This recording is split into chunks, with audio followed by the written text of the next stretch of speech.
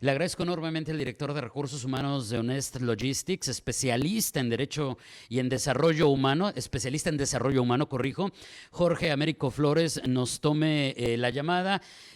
Jorge, muy buenos días. David, muy buenos días. Muchas gracias por invitarme. Pues esta semana, fíjate, Jorge, que hemos estado apenas en este arranque muy cargados con temas que tienen que ver justamente con los derechos laborales. Y en este momento contigo, si nos lo permites, como eres especialista en desarrollo humano, vamos a encaminarlo al derecho al trabajo de las personas con discapacidad. ¿Podríamos empezar por un balance, Jorge? Es decir, ¿cómo estamos en un país como México en el tema de la inclusión de personas con discapacidad en las empresas, en las contrataciones, en el mercado laboral? Mira, David, pues sí, nos falta mucho en México todavía para poder decir que tenemos una oferta laboral para personas con discapacidad. Realmente la tasa de desempleo de las personas con discapacidad es del doble que de las personas que no la tienen. Y dentro del empleo al que tienen acceso las personas con discapacidad, con mucha frecuencia es empleo informal. No es un empleo que cuente con todos los beneficios y prestaciones que nos da el empleo formal. Actualmente hay muchas iniciativas que están corriendo por diferentes organizaciones tratando de fomentar la contratación de personas con discapacidad en las empresas, hacer esta inclusión laboral. Nosotros en Honest Logistics tenemos 120 personas con algún tipo de discapacidad trabajando en las diferentes áreas y con muy buenos resultados. Ahora, antes de ir a más datos que yo creo que nos permitirían entender ese atraso o esa asignatura pendiente, como lo querramos ver, ¿qué hay de la legislación vigente? Es decir, ¿hay algo que permita en materia de políticas públicas el impulsar una mejor condición laboral para personas con discapacidad en nuestro país? En este momento, lo que contamos es un apoyo por parte del Instituto Mexicano del Seguro Social a las empresas cuando contratas personas con discapacidad, pero el mecanismo para acceder a este apoyo pues es más bien complejo porque supone que la persona se consiga un certificado de discapacidad, esto es que asista al Seguro Social para que se le dé este certificado. La empresa se inscribe como prestadora de servicios, contratadora de personas con discapacidad, y hace un trámite frente a la Secretaría de Hacienda para tener algunas exenciones. Que pues la complejidad contra el resultado pues no lo hace muy atractivo. Por otro lado, no necesitan darte un subsidio a la contratación porque la persona con discapacidad es igual de productiva que la persona sin discapacidad si haces correctamente la inclusión, si evalúas lo que sí puede hacer, dejando de lado lo que no, y esto lo comparas con tus actividades dentro de tu operación, pues puedes contratar a la persona en las mismas condiciones salariales y con la misma productividad, no requeriría un apoyo.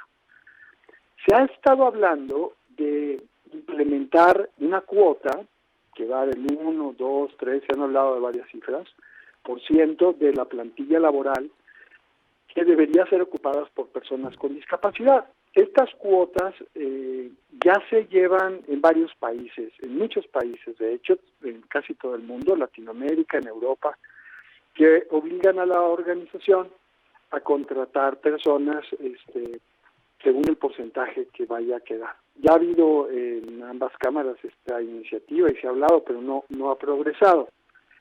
Hay que tener cuidado con las cuotas porque generan simulaciones. Luego se puede entender la cuota como un impuesto, ¿no? Yo contrato a las personas con discapacidad porque estoy obligado, pero no las incluyo laboralmente en mi planta, simplemente pues pago su salario y los dejo en casa. Y a lo mejor no les doy yo. Entonces, debo entender, Jorge, creo que esto es bien interesante porque entonces a lo mejor no les estoy dando un trato realmente equitativo, ni les permito crecimiento, ni les permito evolucionar dentro de la empresa y aspirar a otros puestos y realmente pues no les ayudas de fondo a estos grupos vulnerables. Exacto, David, porque no solamente es el tema económico y el sustento, no, es el tema del desarrollo de la persona. El trabajo nos hace crecer como personas, nos hace desarrollarnos. Y lo que necesitamos es que la empresa, mediante esta metodología de inclusión, rompa este paradigma que hace pensar que las personas con discapacidad son menos productivas o contratarlas es una actividad filantrópica de ayudar a un grupo vulnerable, que eso no es así. Y no tiene que ser así. Claro, ahora, ¿qué ha pasado con este tema en el contexto, Jorge, de la pandemia? Porque evidentemente todos los sectores en todos los países vivimos una crisis. Hubo quienes tuvieron que hacer recortes, otros tuvieron que pues hacer reducciones temporales salariales para pues a lo mejor no correr a nadie.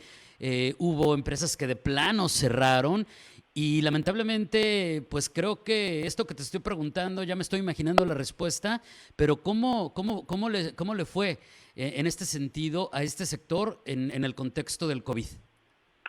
Excelente pregunta, David, porque va ligado a por qué no puede ser filantrópica la contratación de personas con discapacidad. Si tú contratas personas con discapacidad como un gesto filantrópico, cuando vienen las crisis como la pandemia, pues los dos de baja, ¿no? Porque tienes que sobrevivir y recortas cualquier gasto que no sea indispensable. Nosotros en nuestro caso, cuando nos llegó la pandemia, pues sí, hicimos muchas cosas dentro de la organización pues para sobrevivir, que por cierto nos fue bastante bien, pero no tuvimos que dar de baja a las personas con discapacidad.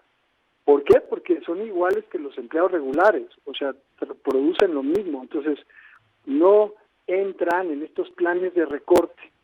Y si tuviéramos que hacer un recorte, pues sería proporcional, o sea, como pues decimos, tanto para personas sin discapacidad como personas con discapacidad, proporcionalmente, si llegara el momento de tener que hacer algún recorte. Pero no te enfocas en este grupo pensando que es un costo, porque no lo es personal activo. Por eso, en la pandemia, sí necesitamos, ahí es donde se prueba si tu programa de inclusión es filantrópico o es productivo, sustentable. Claro. Ahora, ¿qué hay cuando, si bien pudiéramos haber entendido la parte de la inclusión en una primera etapa, digámoslo así, Jorge, en un primer nivel, qué pasa cuando llegamos a otros detalles? A otros detalles me refiero, ¿tienen una pensión digna? ¿Qué hay con, por ejemplo, el tema de los salarios? Cuando hablamos, por ejemplo, de equidad de género, vemos también que hay una disparidad notable en nuestro país, que si bien hay avances, en términos generales sigue existiendo, y el resto de todos, de todo lo que contempla tener una vida digna laboralmente hablando. Muy bien. Cuando tú haces la inclusión laboral de una persona con discapacidad correctamente y la pones en el puesto correcto, esto te permite y accede la persona al salario completo. O sea, los salarios de las personas con discapacidad no son diferentes a los salarios de las personas sin discapacidad, son salarios iguales. Y además tienen todos los beneficios sociales, están dados de alta en el Seguro Social, tienen acceso a crédito de Infonavit, tienen acceso a su fondo de pensión, o sea, y a todas las prestaciones que la empresa ofrece a los trabajadores. Tienen acceso a capacitación, tienen acceso a ser promovidos. Cuando tú contratas a la persona y no le estás viendo la discapacidad, sino te estás enfocando en sus capacidades, en lo que sí puede hacer, no debe haber no se justifica ningún salario menor o algún tema que no sea igual que el del resto de la población. Pero mencionaste algo muy interesante, que es la parte de género. En Honest Logistics trabajan más o menos como el 51%, o sea, la mitad del personal son mujeres. Pero de las 120 personas con discapacidad que trabajan, solo el 25% son mujeres. Y dices, ¿por qué? Cuando ves este número, entonces, oye, ¿por qué si mi proceso de reclutamiento y contratación no discrimina si es hombre o mujer, tampoco discrimina si tiene o no discapacidad, ¿por qué trabajan menos mujeres?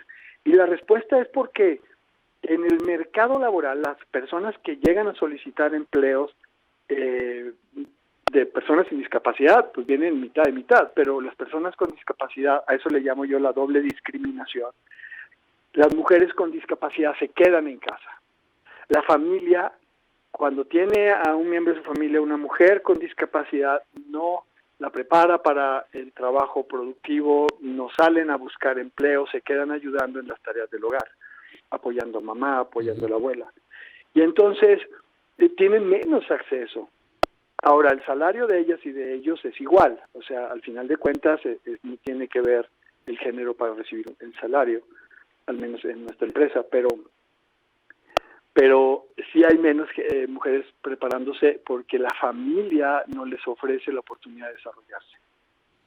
Claro, entonces eso ya sería más de otra, digamos, otra batalla que todavía estamos luchando en nuestro país desde otro frente, ¿no, Jorge? Oye, se nos acaba el tiempo, nos queda menos de un minutito.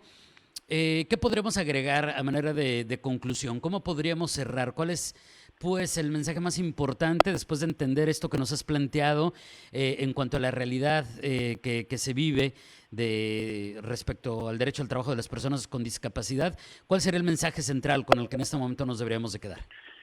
Mira, yo quisiera cerrar esta conversación invitando a las empresas a que rompan este paradigma de la discapacidad y se den oportunidad de contratar personas con discapacidad. Ayuda mucho al clima laboral, mejora la relación entre los compañeros. Al contratar personas con discapacidad, das ejemplo al resto de la población de trabajo de lo que puede lograr una persona cuando se lo propone. Las personas con discapacidad rotan menos, son muy agradecidas con el empleo, muy comprometidas. Vale la pena arrancar tu programa de inclusión, darte la oportunidad. Muchas gracias, Jorge. Un abrazo a la distancia y espero que tengamos la oportunidad de volver a platicar muy pronto de estos y otros temas que seguramente habrá mucho que seguir aprendiendo. Gracias y buenos días. Gracias a ti, David. Saludos. Gracias. Es Jorge Américo Flores, especialista en desarrollo humano y director de recursos humanos de Honest Logistics.